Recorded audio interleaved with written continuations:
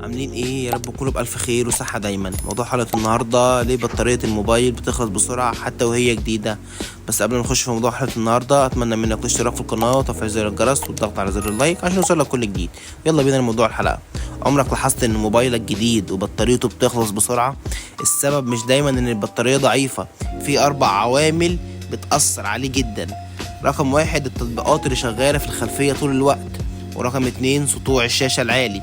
ورقم 3: انك تشحن الموبايل وتسيبه على الشاحن ساعات طويلة حتى لو كان 100%. ورقم 4 والأخيرة: شبكات ال4G وال5G، دي بتسحب طاقة أكتر من الواي فاي أصلا. الحل إيه بقى؟ قلل السطوع واقفل التطبيقات اللي أنت مش محتاجها، مش بتفتحها أصلا، واشحن لحد 80% بس. جرب النصايح دي وهتلاحظ فرق كبير في عمر البطارية، وبعد كده قولي في الكومنتات عملت إيه. لو عجبتك فكرة النهاردة، أتمنى منك الاشتراك في القناة وتفعيل زر الجرس والضغط على زر اللايك عشان يوصلك بكل جديد، واشوفكم في فيديو جديد. سلام.